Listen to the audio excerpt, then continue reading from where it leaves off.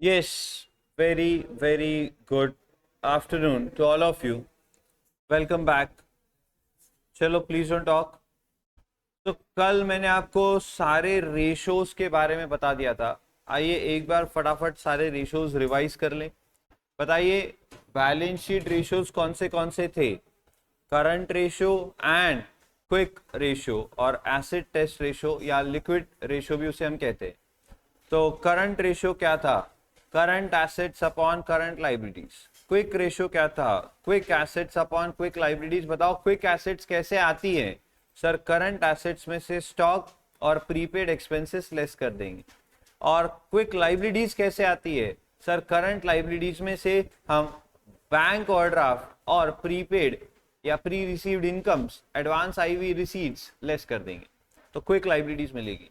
Division करोगे quick ratio मिलेगा, जिसे एसिड टेस्ट रेशो भी कहते हैं या लिक्विड रेशो भी कहते हैं। आइडियली करंट रेशो कितना होना अच्छा है? 2:1। और आइडियली आपको लिक्विड रेशो कितना होना अच्छा है? 1:1। इनकम स्टेटमेंट रेशियोज में पहला देखा था हमने ग्रॉस प्रॉफिट रेशियो। फॉर्मूला क्या था? Gross profit upon sales into 100। Operating ratio में ऑपरेटिंग एक्सपेंस रेशियो, तो operating expenses plus cost of good sold upon sales into 100। And operating profit ratio is operating profit upon sales into 100। Correct. Operating profit कैसे आएगा? तो gross profit minus operating expenses, ऐसे आपका operating profit आएगा। Net profit ratio, तो sir net profit upon sales into 100। And lastly combined ratio और mixed ratio. I think ये मैंने आपको, अच्छा मैंने लिखवा दिए थे, यहाँ से लिखवा दिए थे ना आपको। क्या था? Return on investment. Sir simple था एकदम, net profit upon total capital employed.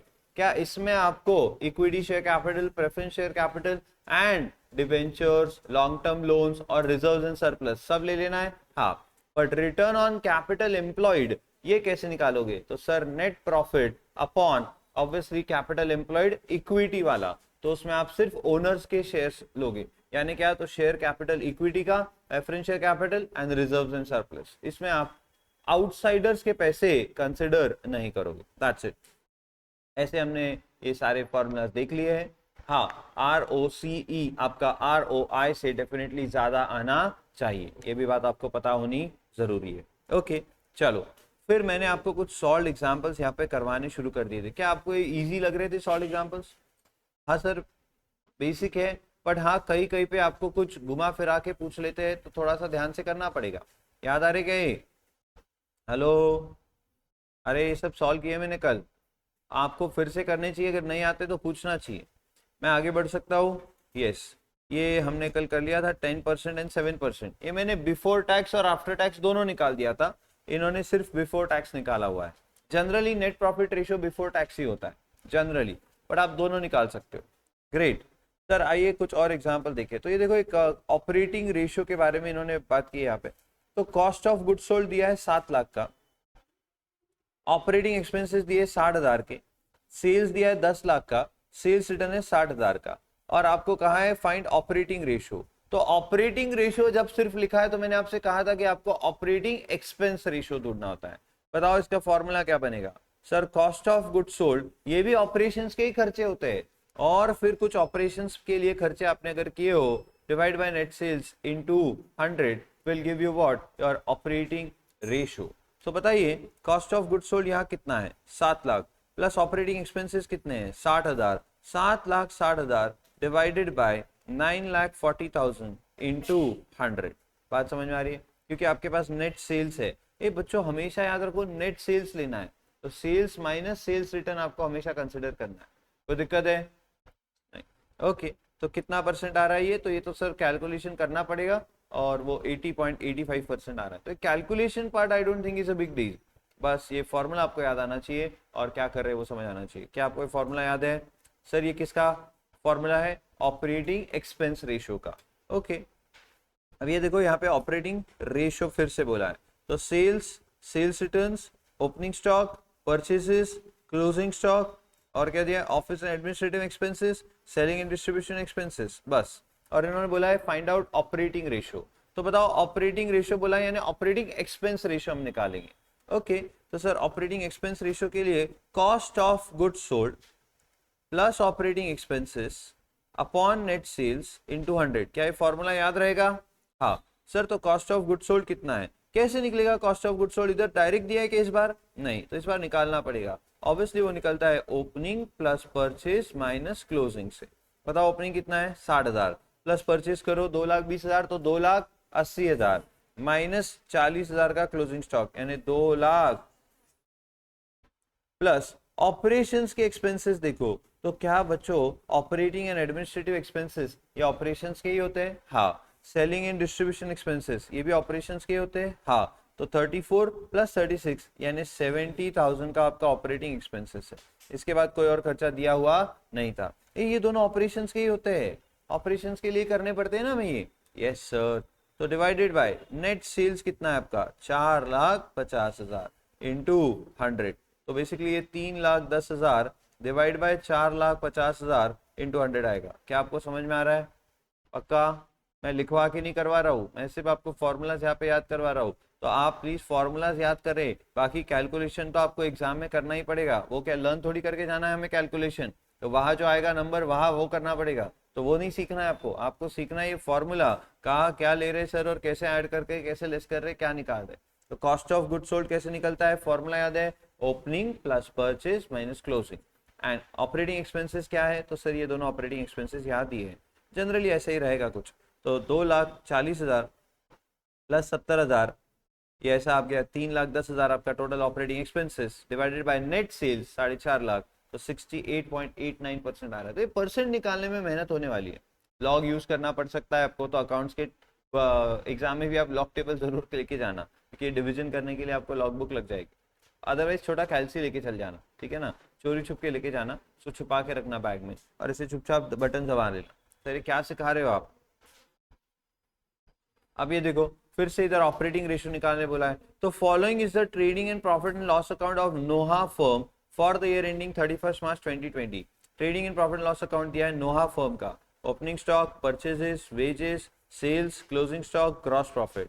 And then gross profit में से administration expenses, selling distribution expenses, loss on sale of plant. मुझे ये बताओ क्या ये ऑपरेटिंग है? हाँ। क्या ये भी ऑपरेटिंग है? हाँ। बट क्या ये ऑपरेटिंग है? नहीं, ये ऑपरेटिंग नहीं। समझ में आ रही बात? सर ये नॉन ऑपरेटिंग हो जाता है। Okay, yes, okay okay. अब निकालना क्या है? सर ऑपरेटिंग रेशियो निकालने बोला।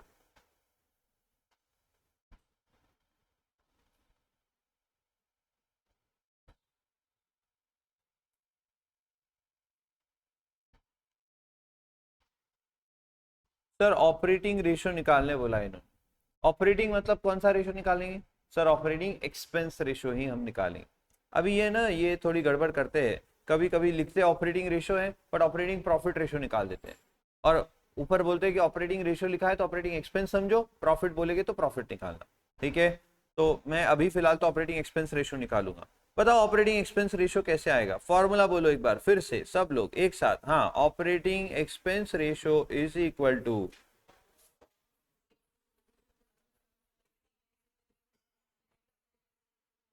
Very good, absolutely correct. अब बताओ कॉस्ट ऑफ गुड्स सोल्ड कैसे आएगा? Opening plus purchases plus direct expenses. इधर डायरेक्ट एक्सपेंसेस भी है तो वो भी उसमें ऐड हो जाएंगे, लेस क्लोजिंग।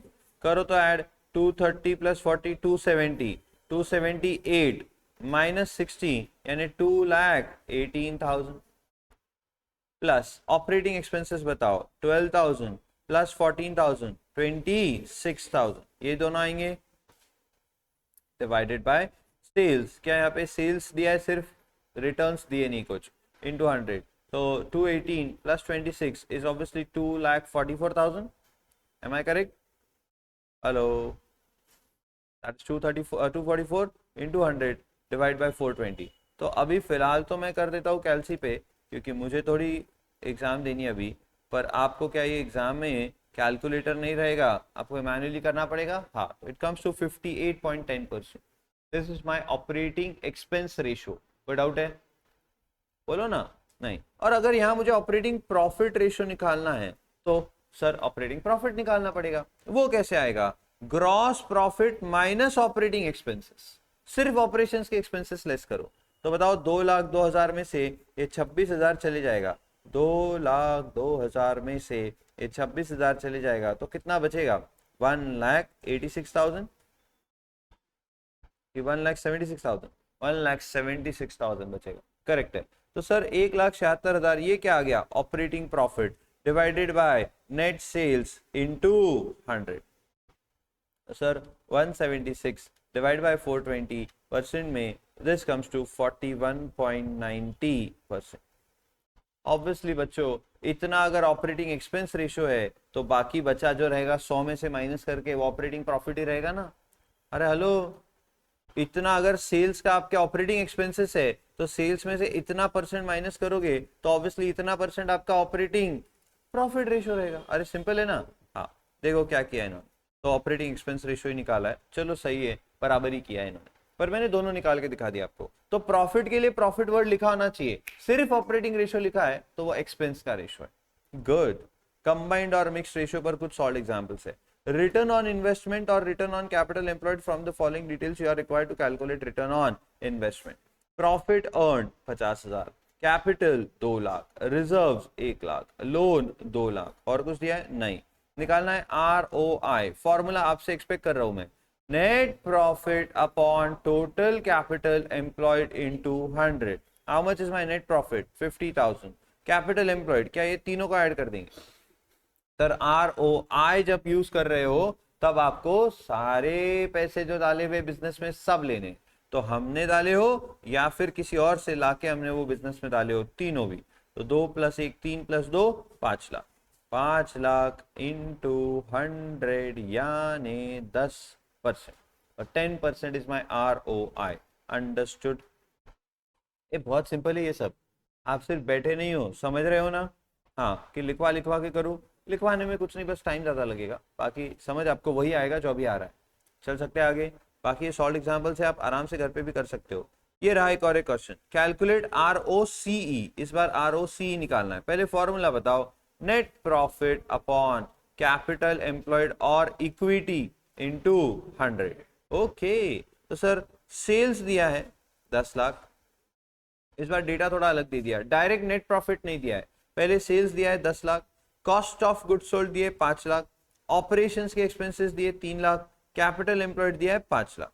ओके, तो बताओ क्या क्या करूं? Sir sales minus cost of good sold gross profit, minus operations के एक्सपेंसेस नेट प्रॉफिट। तो 10 - 5 5 लाख, 5 लाख - 3 लाख 2 लाख, यानी 2 लाख तो क्या आ गया? Net profit. डायरेक्ट लिखूं चलेगा ना? बाकी आपको तो बाद में सब पूरा प्रेजेंटेशन देना पड़ेगा कि पहले नेट प्रॉफिट निकालने का एक नोट बनेगा, फिर आपका कैपिटल एम्प्लॉयड, और फिर उनका डिवीजन करके ROCE आएगा। तो इसको 2 लाख को डिवाइड कर देंगे किससे? Capital employed. Sir capital employed में ना वो बाहर वालों के पैसे नहीं लेना, ROCE के वक्त सिर्फ ओनर्स के, इक्विटी के, सिर्फ वही पैसे लेना है, यानी preference shares, equity shares and reserves and surplus, ये तीन ही चीजें लेना है। इसमें आप डिबेंचर्स और लोन्स नहीं कंसिडर करोगे। तो बताओ ये कितना आ गया? 40% आ रहा है ना? हाँ दैट्स इट। तो आपका ROCE 40% आता है। समझ में आता है? पक्का आता है? चल सकते हैं आगे। हाँ, ये कहाँ से आ गया बीच में? क्या आपको कंपैरेटिव बैलेंस शीट ऑलरेडी हमने बनाना सिखा दिया है? देखो यहाँ पे एक एग्जांपल दिया है, इसका कंपैरेटिव बैलेंस शीट बना के दिखाओ बोल रही है। क्या फॉर्मेट याद है आपको कंपैरेटिव बैलेंस शीट का? सबसे पहला टूल सीखा था एनालिसिस का हमने, कंपैरेटिव बैलेंस शीट। बताओ कैसा था वो? सर पहले तो फॉर्मेट बताओ, particulars, then 31 March 2018, 31 March 2019, absolute change and percentage change. तो सर एक एक चीज अब यहाँ पे वर्टिकल बैलेंस शीट बनानी पड़ेगी। Do you remember vertical balance sheet? बोलो बोलो। Sources of funds, share holder funds, क्या उसमें शेयर कैपिटल आ जाएगा? हाँ। रिजर्व्स एंड सरप्लस आ जाएंगे? हाँ। वो दोनों आप यहाँ पे लिखोगे, फिर उनके चेंज निकालोगे और इनको इनसे डिवाइड करके परसेंटेज निकालोगे। याद आ रहा है कंपैरेटिव बैलेंस शीट? यस। तो क्या अभी ये बनाना चाहते हो आप कि सिर्फ दिखा दो यहाँ पे बना हुआ है? ये सॉल्व एग्जाम्पल है, बाकी में एक्सरसाइज सॉल्व करनी है। बोलो। बनाए थे हमने ये, तो ये देखो आपका। अब इन्होंने ना बैलेंस शीट ऐसे बना दी इस बार। पहले क्या किया है, यहाँ तक पूरा एसेट्स के बारे में लिखा है, वर्किंग कैपिटल तक, और फिर यहाँ से capital, loan, share holder funds, ऐसे सब निकाला है। आपको ऐसे करने की कोई जरूरत नहीं है, आप वैसे ही बनाओ बटे, ये अलग अलग बना सकते हैं हम। देखो फॉर्मेट सिर्फ एक प्रेजेंटेशन का जरिया है, उसे बदलना है आप अपने हिसाब से बदल सकते हो। हम एक स्टैंडर्ड यूज करेंगे, हम स्टूडेंट है, ठीक है ना, आप नए नए एक्सपेरिमेंट नहीं कर सकते, तो आप ये सब नहीं करोगे। आप सीधा सीधा क्या करोगे, जैसे आपको सिखाया गया है, sources of funds, application of funds. Sources of funds में shareholder funds, borrowed funds, तो ये आ जाएगा आपका शेयर होल्डर फंड्स में दोनों भी, ये आ जाएगा बोरोड फंड्स में, ये वहां से लेस होगा करंट एसेट्स में से, और उधर एप्लीकेशन ऑफ फंड में आप लिखोगे fix assets less accumulated depreciation. तो आई थिंक ये फिक्स एसेट की वैल्यू है, ये उसके एक्यूमुलेटेड डेप्रिसिएशन है, ये फाइनल वैल्यूज है। तो ऐसा का ऐसा आप लिख दोगे बैलेंस शीट में भी, fix assets 12 lakh 18 lakh less accumulated depreciation 20,000 3 lakh, और 20,000 नहीं आएगा, ये 2 लाख आएगा। सब गड़बड़ कर रखी है इन्होंने क्वेश्चन में भी, 12 में से 2 जाए तब 10 बचेगा, 18 में से 3 जाए तब 15 बचेगा, बराबर। हाँ, तो सर ये ऐसा का ऐसा आप लिखोगे आपकी बैलेंस शीट में भी, सेम ऐसा का ऐसा, और सबके रेशो भी निकालोगे, और फिर current asset less current liability से वर्किंग कैपिटल, और फिर सबके एब्सोल्यूट चेंज, इंक्रीज और डिक्रीज एंड परसेंटेज चेंज। आपको याद है ना, इंक्रीज और डिक्रीज लिखना है बाजू में, तो जो बड़ा होगा वहां इंक्रीज, जो कम हुआ होगा वहां डिक्रीज। कंपैरेटिव याद है ना कैसे बनाते, होप सो याद, ठीक है। और एक एग्जांपल दे देना है कि परसेंटेज कैसे निकले, और फिर ये एनालिसिस किया उन्होंने कंपैरेटिव बैलेंस शीट से कि टोटल फिक्स एसेट्स जो है वो 6 लाख से बढ़ गई है, जो 50% इंक्रीज है। क्या आपको यहां पर दिख रहा है,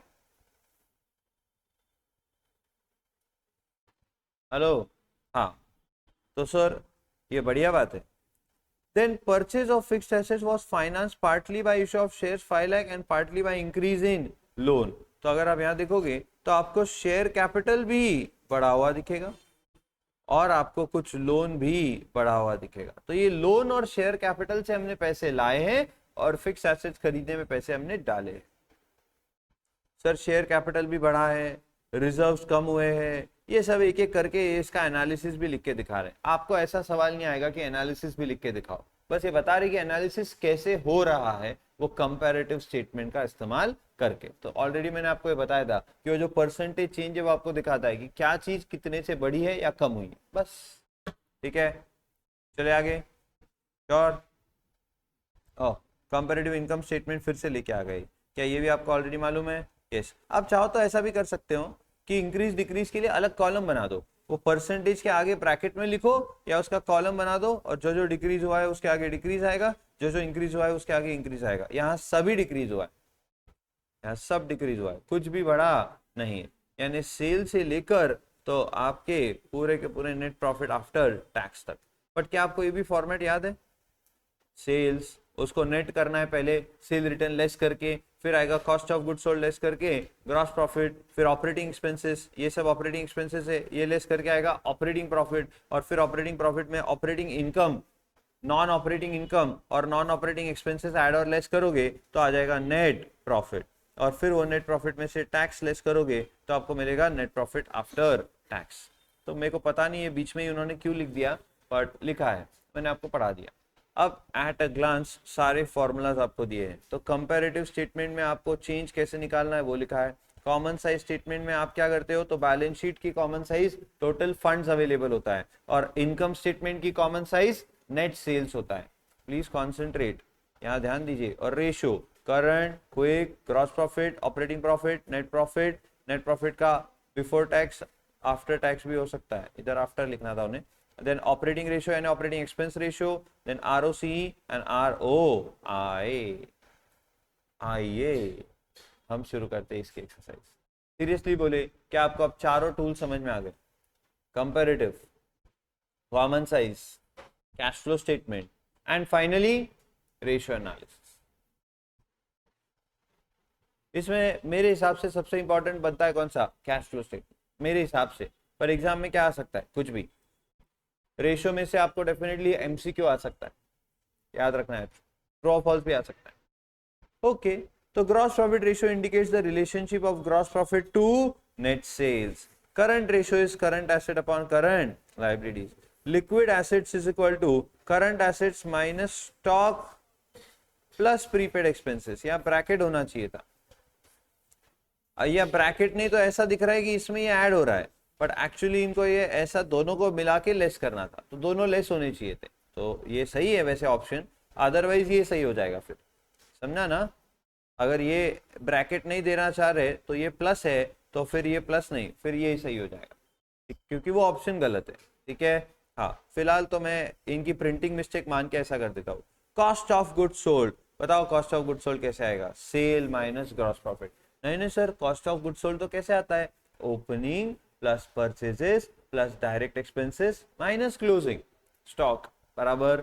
लेकिन क्या हमें उसी से फिर सेल को माइनस कर, सेल में से cost of good sold minus करके ग्रॉस प्रॉफिट आता है, हाँ, तो सेल में से ग्रॉस प्रॉफिट माइनस करके कॉस्ट ऑफ गुड सोल्ड आएगा। Net profit ratio is equal to operating ratio, operating net profit ratio, gross profit ratio, current ratio. Operating net profit ratio को ही ये इक्वल होता है, नेट प्रॉफिट हो या operating net profit हो, दोनों बातें एक है। Common size statement requires common base, journal entries, cash flow, current ratio. कितना नॉनसेंस क्वेश्चन है। Bills payable is long term loan, current liabilities, liquid assets, net loss. बताओ करंट लाइबिलिटी है ना ये, हाँ सर लिक्विड भी तो है ये, तो लिक्विड करूँ क्या सर, वहां एसेट लिखा है, लाइबिलिटी है वो, हाँ। Generally current ratio is from financial statement analysis the creditors are specially interested to know liquidity, profit, sale, share capital। ये ऊपर एक्चुअली आपके थ्योरी में लिखा हुआ है। और बताओ आप अगर एक, अच्छा क्रेडिटर के बारे में पूछा है, from the financial statement analysis, तो क्रेडिटर्स को आपके प्रॉफिट से लेना देना है क्या, नहीं, आपकी लिक्विडिटी से लेना देना है, कि भैया तुम्हारे पास पैसे कितने जल्दी आ जाते हैं, क्योंकि तुम्हारे से पैसे लेने मुझे, तो तुम कितने जल्दी मेरे पैसे दे सकते हो, ये मेरे लिए बड़े मायने रखता है। तो आपके क्रेडिटर्स के लिए क्या जरूरी रहेगा सर, क्रेडिटर्स के लिए जरूरी रहेगा लिक्विडिटी। किसके लिए पूछा है तो वो देखना जरूरी है, ठीक है ना। हाँ, statement showing profitability of two different periods, income statement. The ratio measures the relationship between gross profit and net sales. Gross profit ratio.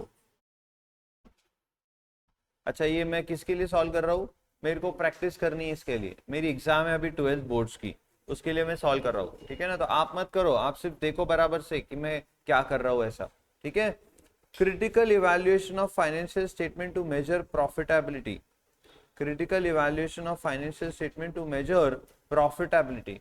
Profitability को मेजर करने के लिए हम फाइनेंशियल स्टेटमेंट्स का क्रिटिकल इवैल्यूएशन कर रहे हैं, उसके लिए कोई वर्ड, टर्म और फ्रेज देनी है, तो ये ऊपर देखना पड़ेगा थ्योरी में। इसके लिए 2-3 वर्ड्स बन जाएंगे वैसे तो एग्जैक्ट वर्ड इन्होंने जो थ्योरी में लिखा होगा वही हमें लिखना पड़ेगा। देखो तो ऊपर कहीं मिलता है क्या, या डायरेक्ट सॉल्यूशन में ही देखो, छोड़ो ऊपर कहाँ ढूंढते बैठोगे।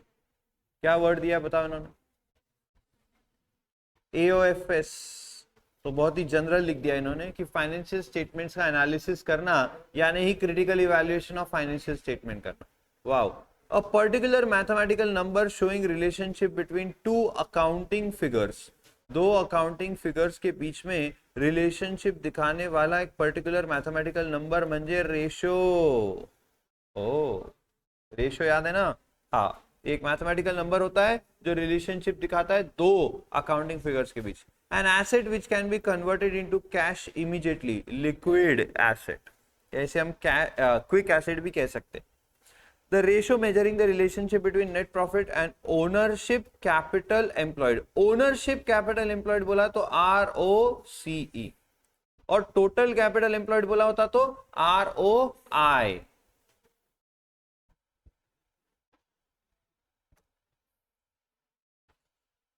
ओनरशिप का बोला है तो ROC, और टोटल बोला होता तो ROI। The statement showing financial position for different periods of previous year and current year, statement showing financial positions for different periods of previous year and current year, क्या ये बैलेंस शीट हो जाएगा, comparative balance sheet बोल सकते हैं हम इसको।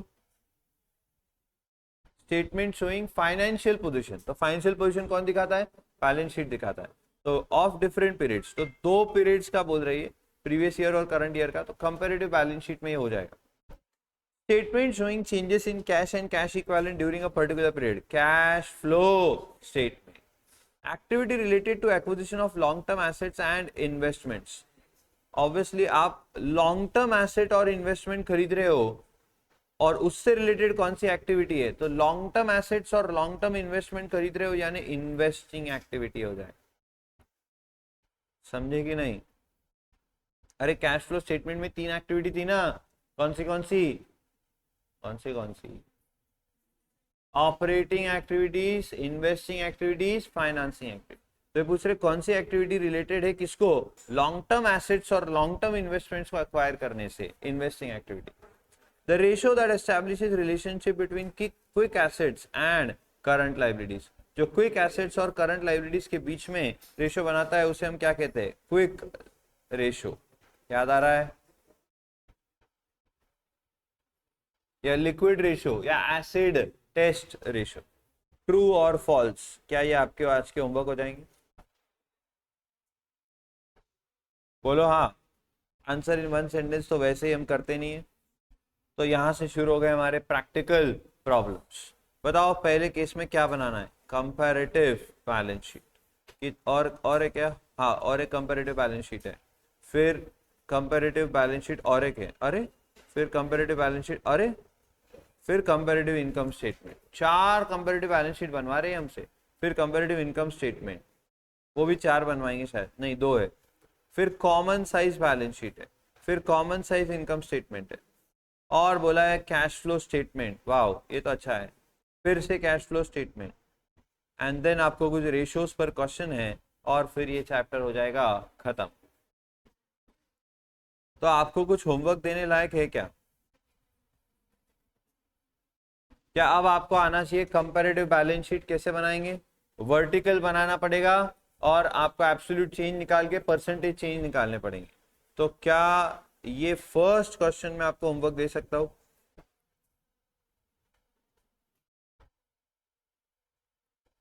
क्या हो गया?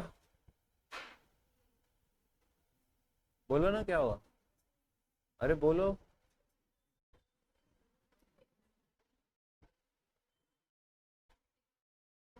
एग्जाम स्टार्ट हो गई तुम्हारी? कौन सी, प्रीलिम्स? कब से स्टार्ट हुई?